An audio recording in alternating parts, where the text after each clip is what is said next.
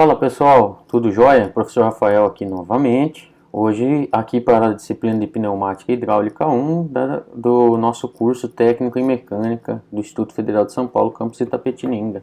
Como sempre, são todos muito bem-vindos para a nossa aula, sejam vocês alunos ou mesmo curiosos aí que estão pela rede tentando aprender um pouquinho a respeito dessa disciplina. Hoje nós vamos falar dos princípios básicos aqui, iniciais da disciplina, pensando nesse primeiro momento em pneumática, alguns conceitos iniciais, uma introdução à tecnologia pneumática, tá bom? Vem com a gente que nós temos bastante coisa para aprender ao longo dessa aula.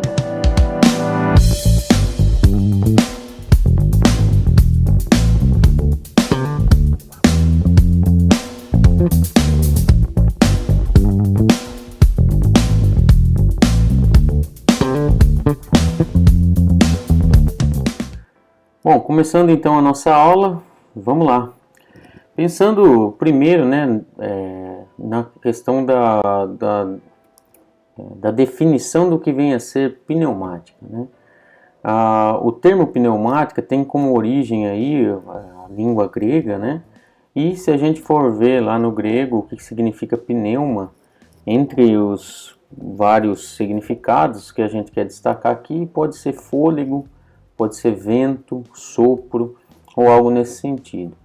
Então, a palavra pneumática, o conceito de pneumática, né, ele deriva dessa palavra pneuma, dessa palavra de origem grega, né, e basicamente nós entendemos hoje a pneumática como sendo a ciência que estuda o movimento dos gases e os fenômenos envolvendo os gases.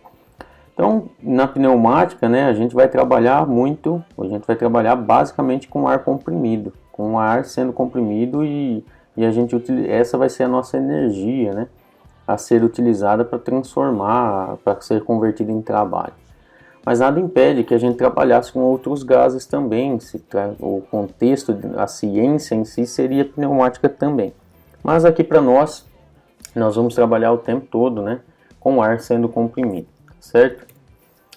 Bom, muito bem. Então, acho que é legal a gente fazer uma comparação entre os tipos de energia, já que a energia pneumática é o nosso, vamos dizer assim, a nossa matéria-prima de trabalho aqui. É legal a gente pensar, né, quando a gente tem sistemas pneumáticos e a gente conseguir fazer uma comparação desses sistemas com sistemas mecânicos, sistemas hidráulicos, sistemas elétricos. Todos esses sistemas, no contexto de uma automação, que pneumática e hidráulica, a gente vai trabalhar aqui no contexto industrial e de automação industrial.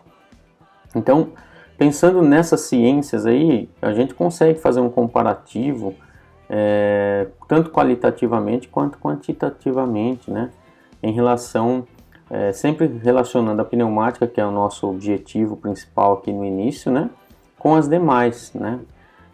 As demais características, né, sistemas de características mecânicas, elétricas ou mesmo hidráulica, que também faz parte dessa disciplina que a gente também vai lidar.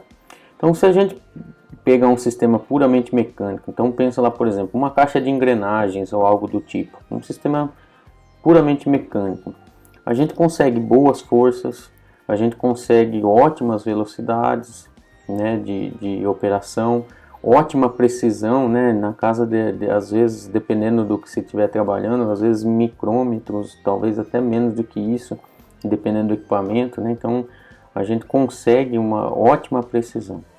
Quando a gente vem para a pneumática, por exemplo, a nossa força ela acaba sendo limitada, a gente vai aprender ao longo do semestre aí que a gente trabalha com uma pressão ótima e seria inviável aumentar muito essa pressão, se tornaria caro, até porque a constituição dos equipamentos em si teria que ser modificada.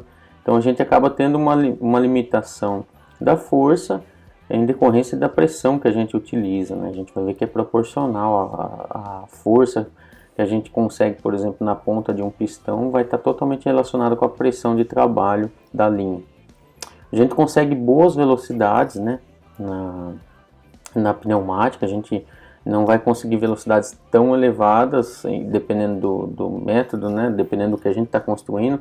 Se a gente for para um motor pneumático, a gente consegue velocidades ótimas, Mas pensando em automação de modo geral, onde a gente usa muito atuador linear e às vezes algum oscilador, algo do tipo, a gente consegue boas velocidades, né? A nossa precisão ela é limitada. Isso tem a ver muito com características que nós vamos aprender do próprio ar comprimido, né? Hoje, na aula de hoje a gente vai ver ainda algumas características típicas do ar comprimido, como por exemplo a compressibilidade e a expansibilidade, né? Então isso que nos dá uma certa limitação com relação à precisão de movimentos que a gente consegue na pneumática. Entretanto, apesar dela ser limitada, ainda assim é útil, né? Tanto é que é muito empregado nas empresas, nas indústrias. Bom, se a gente vem para a hidráulica, né? Pneumática hidráulica em termos das válvulas que se utiliza, da simbologia, vocês vão ver que tem muita coisa parecida. O que muda é o fluido que se utiliza, né? Então, enquanto na pneumática a gente utiliza gases, principalmente o ar, na hidráulica nós vamos utilizar líquidos e óleos, né, apropriados, em algumas circunstâncias a própria água, dependendo do sistema que foi montado. Bom, na hidráulica, até pela própria característica, a gente vai ver isso também quando estiver estudando melhor essa ciência, a gente vai ter caracteristicamente baixas velocidades, né? Ninguém vê nenhuma máquina hidráulica por aí, por exemplo, aquelas máquinas pá carregadeiras ou similares a essa, fazendo o seu trabalho a altíssimas velocidades, longe disso. Elas têm muita força, precisão boa, mas a velocidade ela é limitada, tá certo? E quando a gente vem para a parte elétrica, né, fazer uma comparação em termos de automação, na elétrica a gente tem como grande vantagem a capacidade de controle, de comando, a distância inclusive, né, e com velocidade surpreendentemente alta, né? Então basta a gente relacionar com algo simples que está no nosso dia a dia, né? O acender e apagar de uma lâmpada é instantâneo, né? E a gente tem energia elétrica ao nosso dispor de modo fácil, sendo gerada essa energia a quilômetros e quilômetros de distância da nossa residência. No entanto, nós não temos dificuldade nenhuma, né? E nem precisa ficar esperando para acender uma lâmpada, por exemplo, ou para acionar qualquer equipamento elétrico. Você plugou, acionou o equipamento e já está funcionando, né? Bom, se a gente comparar quantitativamente, né, as mesmas energias aí, agora se atendem em hidráulica, elétrica e pneumática, se a gente for pensar, por exemplo, em transmissões aí, transmissão da energia hidráulica, elétrica, pneumática. Então a hidráulica, por exemplo, nós temos uma limitação, né, relativamente grande de transmissão dessa energia e cara. Então, por exemplo, para você bombear um líquido, né, e pressurizar uma linha, essa linha não pode ser muito longa, porque senão você vai ter perda de carga ao longo do caminho, pelo próprio atrito, né, do líquido com a tubulação e do líquido entre ele mesmo, as camadas de líquido, né. Então, toda vez, por exemplo, no contexto de automação hidráulica numa indústria, a gente não vai ter uma central hidráulica e distribuir energia hidráulica pela fábrica. Não. Toda máquina que é hidráulica, ela tem uma central, ela tem, melhor dizendo, ela tem uma unidade hidráulica junto de si que vai alimentar aquela máquina, aquele sistema que é restrito ali. Se eu tiver várias máquinas, eu terei várias unidades hidráulicas para atender cada uma delas, tá certo? Já na elétrica, né, a gente tem uma transmissão super rápida aí, distâncias bem longas a gente consegue. Eu acabei de citar o exemplo aí da transmissão de energia elétrica que é gerada a quilômetros de distância das nossas residências e rapidinho está aqui disponível para a gente. E na pneumática a gente tem um meio termo, entre aspas. A transmissão de energia pneumática ela é bem mais versátil se a gente for pensar em relação à hidráulica, mas ela é limitada, obviamente. A gente vai ter uma distância útil, aí, uma distância ótima de se transmitir, né? Então a gente comprime o ar, consegue mandar por tubulações a distâncias relativamente boas, né, que atende a maioria das necessidades. Porém, não é ilimitado né, praticamente ilimitado, como seria com uma energia elétrica, por exemplo. Então, para ter uma noção aí dessa distância econômica, né, então, por exemplo, a gente teria sistemas hidráulicos com distâncias de transmissão de energia de até uns 100 metros. Seria concebível, ainda assim é bastante. Quando a gente vem para a pneumática, a gente consegue distribuir até uns 1000 metros de distância e ainda assim é uma coisa ótima, é possível, não seria, vamos dizer assim, não teria perdas a ponto de se tornar economicamente inviável. E quando a gente vem para a elétrica, como eu já citei, né, a gente praticamente não tem limitação, né, da distância em que a gente consegue transmitir. Bom, a velocidade de transmissão, aí ó, a gente pode ver nessa comparação, a gente vê lá velocidades hidráulicas aí na ordem de 50 milímetros por segundo ou 5 centímetros por segundo, né? Não é muita coisa. Na elétrica a gente tem velocidades extremamente altas, né? 300 mil quilômetros por segundo a gente consegue atingir, uma velocidade extremamente alta que torna praticamente ilimitado nessa distribuição com alta velocidade. Já na pneumática a gente tem aí aproximadamente de 2 a 4 metros por segundo mais ou menos, a gente consegue atingir velocidades como essa, tá certo? O que já é bem, se comparado por exemplo com a hidráulica, uma velocidade alta, né? Bom, em termos de rotações, né, quando a gente utiliza essas ciências, essas energias, melhor dizendo, para gerar rotação. Na hidráulica ela é limitada até em termos de velocidade, pela característica. Existem motores hidráulicos, tá? É bastante interessante e a gente ter essa ciência, essa noção, né? Pra gente, normalmente é combustão, motor de combustão interna ou motor elétrico são as coisas que vêm diretamente à mente, mas a gente tem motores hidráulicos também, tem máquinas que são movidas por motores hidráulicos. Elas têm motores, muitas vezes um motor a diesel, né?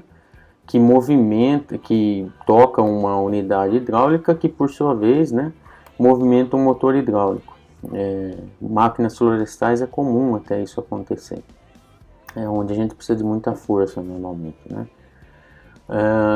Sistemas elétricos, as rotações são altas e aí aqui muita gente se surpreende quando a gente vem lá motores pneumáticos. Basta pensar na parafusadeira pneumática, né, que é uma ferramenta comum em qualquer lugar que você vai trocar um pneu do seu carro lá, fazer uma manutenção, você vê o pessoal usando parafusadeira pneumática e é extremamente rápido, extremamente rápido. A gente consegue rotações da ordem de até 500 mil RPM para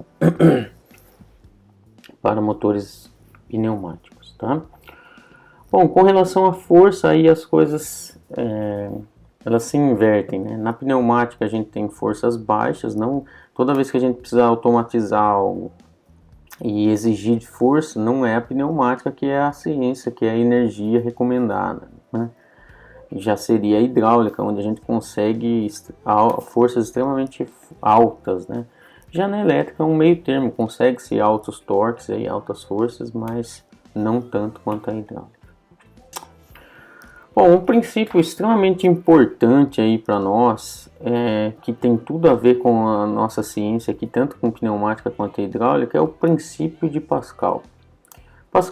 Blaise Pascal, né, um francês aí que viveu no século 17 aí, né, de 1623 a 1662. E esse cara aí, o que aconteceu? Ele enunciou um princípio extremamente importante que acabou levando o nome dele aí, que diz o seguinte: a pressão exercida em um ponto qualquer de um fluido estático é a mesma em todas as direções e exerce forças iguais em áreas iguais. Então, veja bem, imagine vocês, a gente tem aqui um reservatório cheio de um fluido, seja ele um gás ou um líquido, não importa, e ele está enclausurado. O que significa isso? Significa que não entra nenhum gás de fora aqui para dentro e não sai nenhum de dentro para fora, né? A gente tem isso aqui hermeticamente fechado, está enclausurado. Tá? Então, imagine vocês se eu pego uma garrafinha de água vazia, fecho bem a tampa dela e aperto. A gente sente na nossa mão uma reação, né? Quando eu estou apertando eu estou gerando uma força externa, como está aqui em vermelhinho, ó, que está comprimindo aquele ar que está lá dentro. Então ele está gerando uma pressão interna. Isso é intuitivo, não tem nada demais. Mas o Pascal ele conseguiu comprovar, ele conseguiu demonstrar que, além de se gerar essa pressão interna, ela se distribuía igualitariamente por toda a área. Então esse princípio, essa noção é que é utilizada em muitas coisas úteis para a gente. Então a gente sabe, por exemplo, pela definição, que pressão é força sobre área, que é uma equação que a gente vai utilizar durante todo o nosso curso. E aí, já que quando eu tenho uma força externa num líquido enclausurado ou ainda num gás enclausurado aqui, eu gero uma pressão igual, para eu ter forças diferentes de resposta, eu preciso modificar as áreas de atuação. É o princípio, por exemplo, que se utiliza no macaco hidráulico, né, que a gente consegue elevar pesos bem altos fazendo pouca força. Bom, vamos lá. Algumas características aí da pneumática, né? Então, trabalha com baixa pressão e velocidade relativamente alta, né? Na ordem aí de 2 a 4 metros por segundo, dá para chegar, dependendo do projeto, né? Velocidade e força que são facilmente controlados através das válvulas que a gente vai aprender que tem aí, é bem fácil de controlar. Uma coisa interessantíssima, os circuitos pneumáticos eles não precisam ser fechados, eles são abertos. O que significa isso? A gente pega ar da atmosfera, comprime, ao comprimir a gente agrega energia, né, nesse fluido, e ao mandar ele para a linha ele vai ter a tendência de se expandir, né, e a gente tem essa energia, realiza o trabalho que quer e eu não preciso ter um circuito de retorno, né? Eu posso pegar o ar e jogar para a atmosfera. Então, que é a principal matéria-prima que a gente utiliza aqui em pneumática. A não ser que a gente tivesse um sistema que a gente utilizaria um gás ou, sei lá, algum gás em específico, a gente teria que ter um circuito fechado. Como no caso de uma geladeira, por exemplo, a gente usa um fluido refrigerante, né? E ele é um circuito fechado, né? Que expande em alguns momentos ele está líquido, outros na forma de gás, né? Bom, uma coisa interessante é que a energia pneumática, que é o ar comprimido, é fácil de armazenar, fácil de transportar, e quando eu falo transportar é através das tubulações, não se tem muita dificuldade, né? Pela própria expansibilidade do gás a gente transporta, né? Muito simples. A instalação é bem simples e a manutenção do equipamento ela é bem baixa, quase não se dá manutenção. Os equipamentos pneumáticos, tanto pneumáticos quanto hidráulicos, são robustos no que tange a necessidade de manutenção, né? Eles são bastante robustos, né? Bom, outra característica é o fluido e os componentes são insensíveis à variação de temperatura. O que eu quero dizer com isso, pessoal? Seguinte, imagine isso pensando na pneumática, tá? Eu gerei ar comprimido, estou com ele na linha, vou utilizar. Aí eu estou numa região onde faz muito frio, né? Onde chega a temperaturas congelantes. A temperatura para que o ar venha a ser líquido é extremamente baixa. E de jeito nenhum o ar vai a líquido e muito menos congelar. Se eu estivesse trabalhando, por exemplo, com água, se um sistema hidráulico ou mesmo um óleo, né? Se eu estiver em uma região onde as temperaturas são congelantes, né, atinge-se temperaturas bem baixas, pode ser problema, né? E a mesma coisa eu posso trabalhar com temperaturas relativamente altas em sistemas pneumáticos que eles não serão tão suscetíveis, né, à variação, sofrer com essa temperatura alta. O mesmo exemplo vale, né? Imagine vocês que em alguma máquina trabalhe lá próximo a 100 graus, por exemplo. Por algum motivo tem que trabalhar perto dessa temperatura. Se eu tivesse, por exemplo, uma máquina movida a água, eu corro o risco de estar chegando perto da faixa de vaporização da água, pensando em pressão atmosférica, né? Em pressão de 1 atm. Então o ar não teria problema. Então a temperatura não é um grande problema, né? Seja muito baixa, seja muito alta em sistemas pneumáticos. A aplicação muito flexível, a gente tem sistemas pneumáticos para um monte de coisa, né? Desde abrir e fechar uma porta de um ônibus, por exemplo, até fazer toda uma separação de matéria-prima numa linha de produção, né?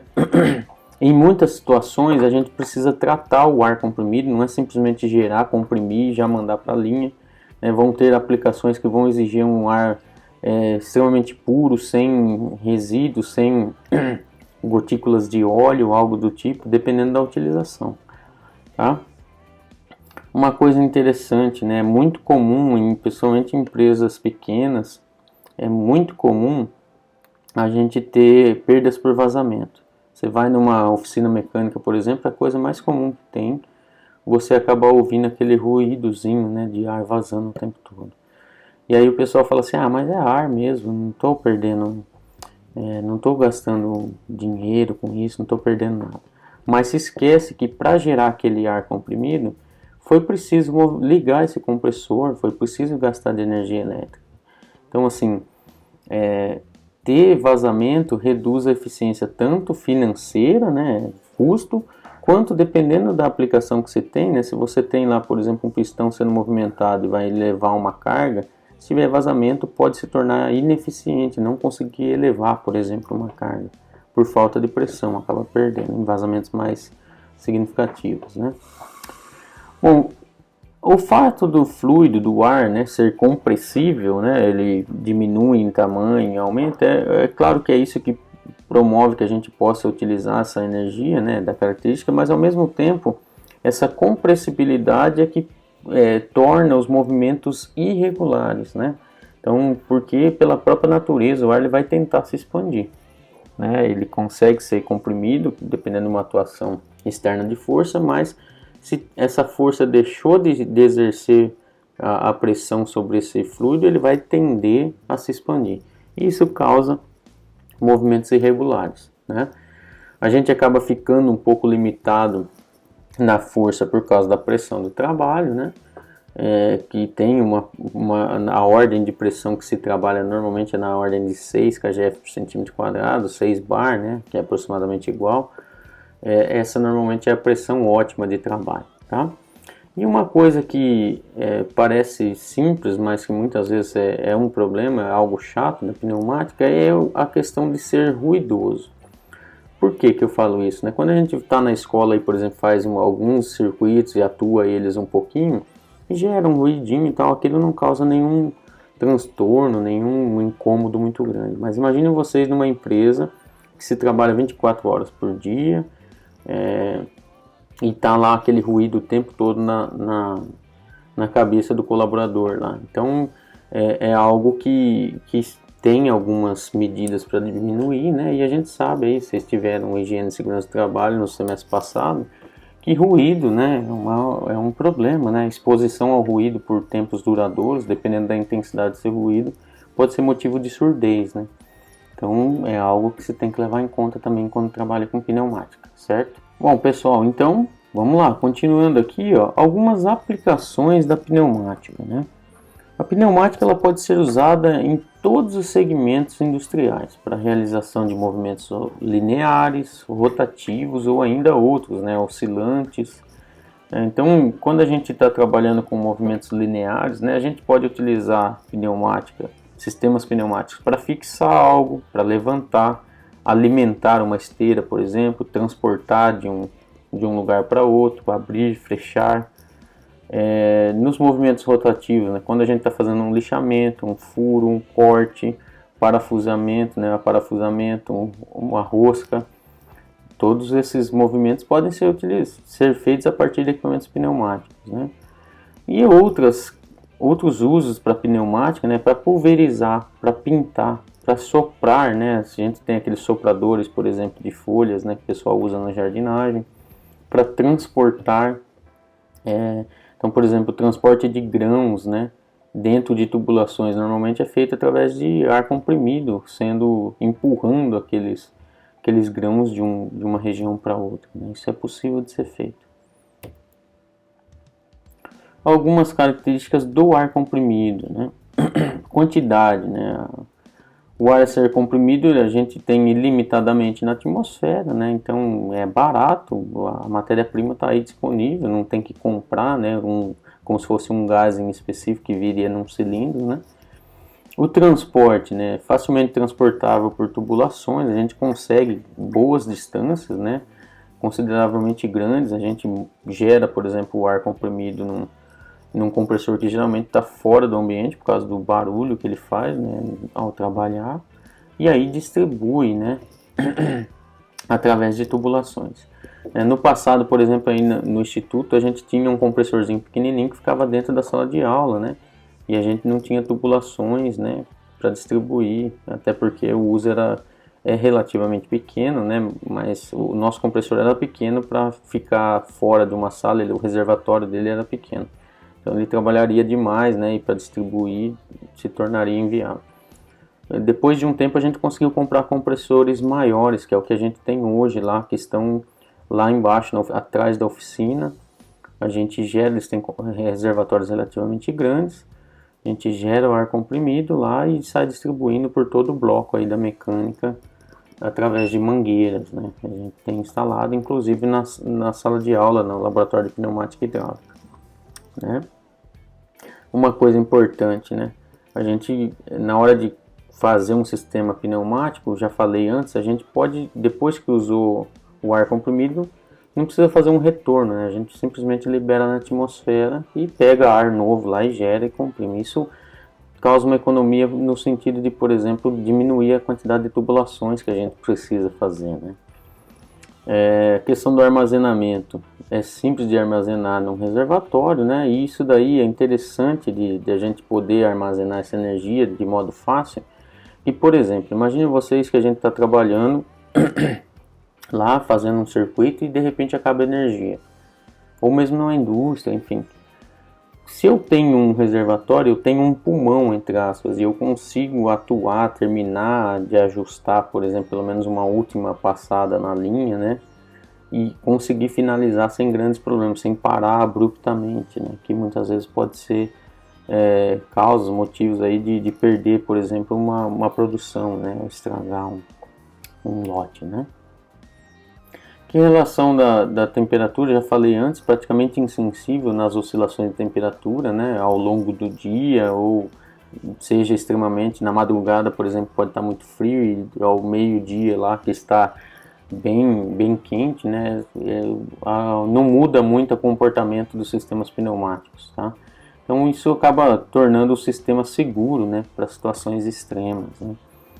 Com relação à segurança, nós não temos o perigo de explosão ou de incêndio. E aqui cabe uma observação.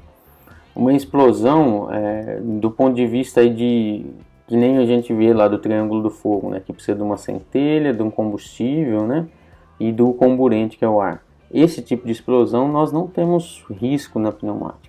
Porém, o ponto a destacar aqui é o seguinte: nós poderíamos ter uma explosão pneumática mecânica. Em que sentido, né? Imagine vocês, por exemplo, que eu tenha um reservatório e que eu descuidei, corroeu a sua parede interna, né?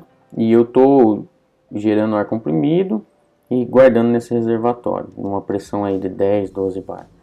Se eu descuido, por exemplo, por água, né, umidade que fica lá e vai corroendo internamente, e a parede, a espessura da parede desse reservatório vai diminuindo, pode chegar a um extremo, né, uma situação extrema de causar uma explosão pneumática. Até pode, mas é raro. Normalmente vai acabar gerando uma falha e vai vazar o ar, né? Mas numa situação bem extrema, né, a gente poderia ter um tipo de explosão nesse sentido, dependendo do circuito também, dependendo do nível de pressão que se trabalha, que geralmente não é tão alto, mas existe esse tipo de perigo, né? Mas pensando em explosão no sentido de ter uma combustão acontecendo e uma combustão rápida, né, e provocar uma explosão, esse tipo de coisa nós não temos, não há necessidade de se preocupar com isso. Bom, com relação à velocidade, né, o ar o ar comprimido tem uma viscosidade bem baixa, né, e então a gente consegue transmitir em altas velocidades através das tubulações, né, o que é bastante interessante pensando em automação, né?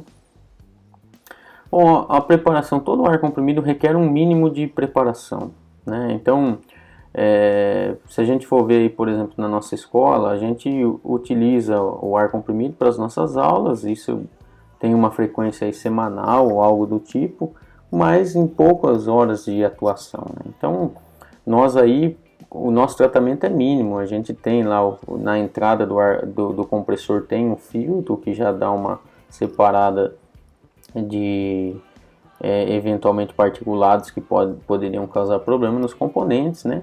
E a gente vai ter um purgador, tanto lá no compressor quanto ao longo da linha de transmissão, alguns purgadores para retirada de umidade, né?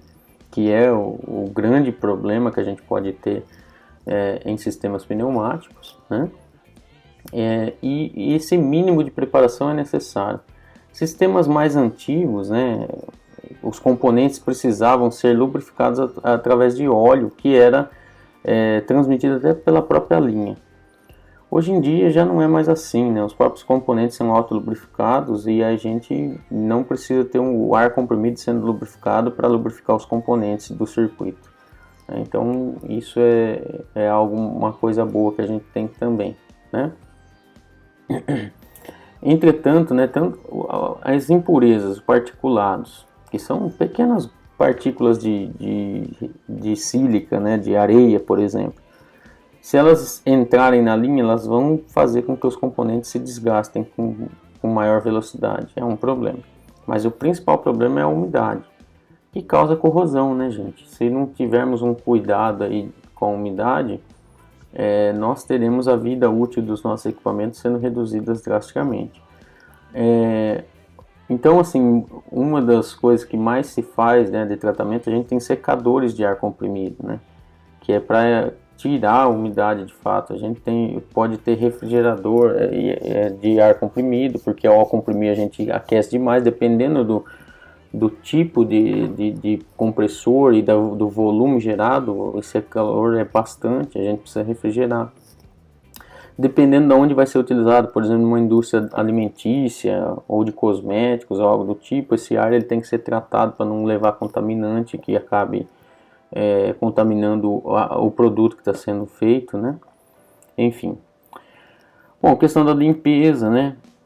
De modo geral é limpo, né? Mas o ar de exaustão dos componentes acaba liberando um pouco de óleo pulverizado na atmosfera, óleo que pode vir do próprio motor do compressor, né? O compressor ele é como se fosse ele é movido a um motor de combustão, que esse sim é lubrificado. Então, pequenas gotículas de óleo podem estar nessa atmosfera, hein?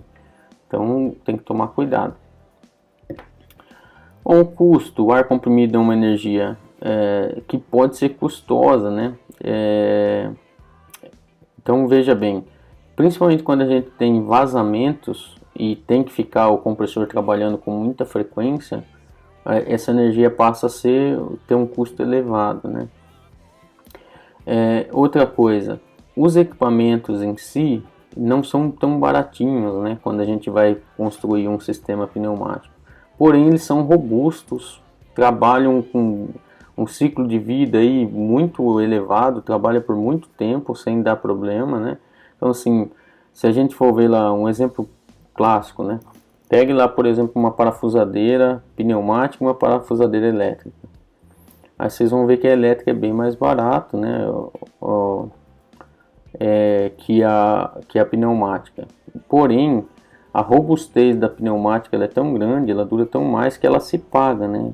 Enquanto uma parafusadeira elétrica vai ter uma vida útil aí de, sei lá, 2, 3 anos, né? Numa empresa que use bastante, vamos assim pensar, a pneumática vai durar praticamente a vida toda dessa empresa trabalhando, certo? Bom, vamos entrar aqui então nas propriedades físicas do ar, que são algumas coisas importantes para a gente ter em mente aqui. A primeira delas é a compressibilidade, a principal característica do ar comprimido, né? Então, o ar ele tem essa característica de permitir, né, os gases de modo geral, e permitir que o seu volume seja reduzido quando for sujeito a uma força exterior. Então, como a gente pode ver aqui, ó, imagine um pistão aqui, né? Isso aqui é um êmbolo que a gente pode movimentar para frente e para trás, e aqui tem ar aqui dentro fechadinho. Então veja, a pressãozinha indicada por um manômetro aqui baixa, o ar está ali dentro, aí eu venho e empurro esse êmbolo aqui, está tudo fechadinho, o ar não teve como sair para lugar nenhum, a pressão elevou, o volume diminuiu. A segunda característica é a chamada elasticidade, que é o que? Se eu vir aqui, daquela slide anterior, comprimir, e eu simplesmente tirar a minha mão aqui, ó, a tendência é que esse ar aqui dentro, pela pressão que está interna, ele tenha a característica chamada de elasticidade, ou seja, de voltar ao estado inicial. Então ele vai empurrar isso aqui, e essa característica que é muito utilizada, né? É daí que vem a ideia de se usar ar comprimido para promover trabalho. Então eu pego o ar, trago ele comprimido até um pistãozinho como esse aqui, e ao colocar aqui dentro ele vai empurrar esse êmbolo, né? Até ele chegar no limite do seu comprimento aqui, certo? Outra característica bastante importante, bastante útil aí para não só para o ar, mas para os gases de modo geral, é a propriedade chamada difusibilidade. O que significa isso? Imagine vocês, ó, olhando para esse desenho da esquerda, que eu tenha um gás à esquerda, uma válvula fechando aí no meio, né? Está em preto, está indicando que está fechado, e o outro gás aqui à direita. Aí eu venho aqui em algum momento e abro essa válvula. Depois de algum tempo, esses gases aqui, eles não são dois gases distintos, eles se misturam e tornam uma mistura de gases em ambos os recipientes. Então, essa propriedade aí, ele permite, né, que essa mistura aconteça de modo homogêneo. Então, é bastante interessante, já que acaba não saturando um meio, né, com um único gás e o outro ficando livre desse gás. A gente tem uma homogeneização, que ocorre naturalmente. A expansibilidade, né, propriedade que o ar tem de ocupar o volume, seja qual for, né, totalmente. Isso é algo bastante interessante. Então, novamente, dois reservatórios, um aqui cheio do gás, o outro vazio, e uma válvula fechada no meio, isso na figura da esquerda. Quando eu abro essa válvula, o gás vai lá e vai expandir. Veja que o segundo reservatório tem um formato todo diferente, e não importa esse formato ser diferente da forma como está aí. Ele vai ocupar, o gás vai ocupar todo esse volume do recipiente da mesma forma como está ocupando naquele que tem um formato homogêneo, um formato mais comum, tá? O peso, né, uma característica bastante importante, né? A gente fala lá, por exemplo, na hidráulica, a gente vai trabalhar com líquidos que são muito mais pesados que os gases, né? E por essa natureza mesmo é difícil de transportar, eles são pesados, eles causam pela sua viscosidade um atrito muito maior, né, quando em contato com as tubulações, por isso que se torna tão difícil. Já o ar é tão levinho, né, e tem viscosidade tão baixa que a gente consegue transmitir ele muito facilmente. Então veja, se a gente pegar o nível do mar, né, a 1 atm ali, 1 litro de ar aí na temperatura de 0 graus Celsius pesa bem pouquinho, 0,001293 kg. E aí uma coisa que eu acho que é de conhecimento de todos, mas sempre vale lembrar, o ar quando quente é mais leve que o ar frio, né? Ele se torna mais leve, a sua densidade diminui, né? Bom, uma outra coisa importante que tem a ver com o ar é a pressão atmosférica. O que é a pressão atmosférica? Como o ar tem um peso, né, e a gente tem nós estamos sujeitos a uma gravidade aqui na Terra, a gente sabe que esse peso ele está em todas as direções, né, em todos os sentidos aqui, atuando sobre nós e sobre as construções como um todo, como a gente pode ver nessa figurinha. Então a atmosfera ela exerce sobre nós uma força equivalente ao peso, né? Mas a gente não sente pelo fato de atuar em todos os sentidos e direções com a mesma intensidade.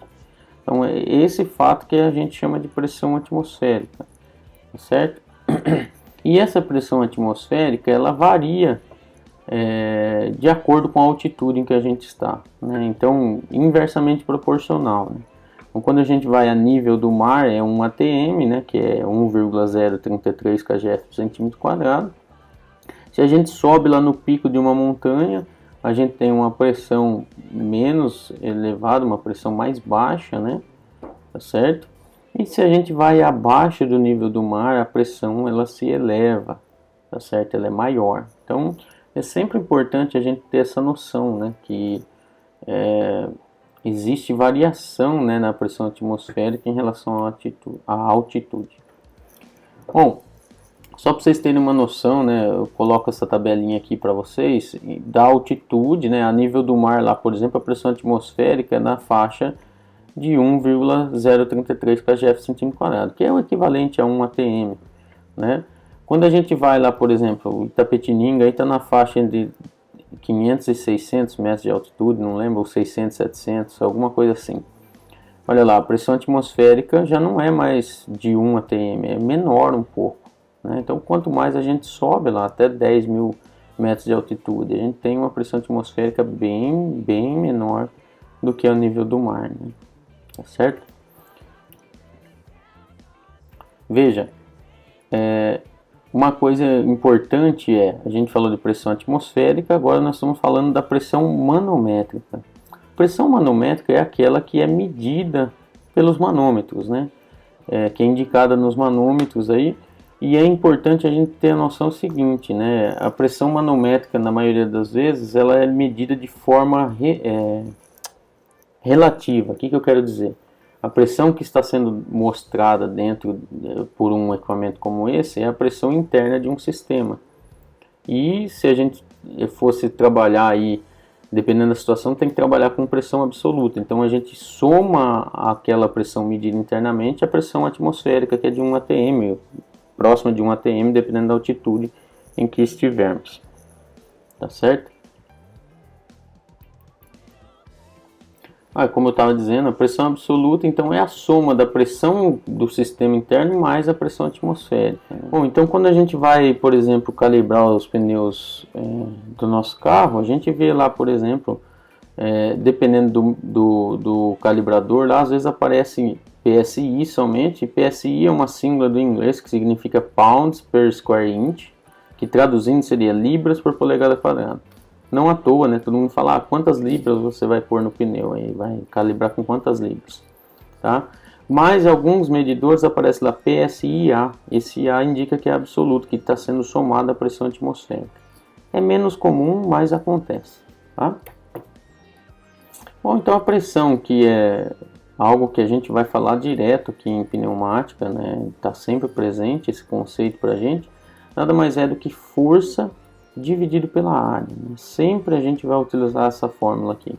Tem que ter isso em mente, né? Tá sempre em mente. Lá por exemplo, em ensaios mecânicos, vocês costumavam trabalhar a pressão em megapascal, que é Newton por milímetro quadrado, né? Equivalente.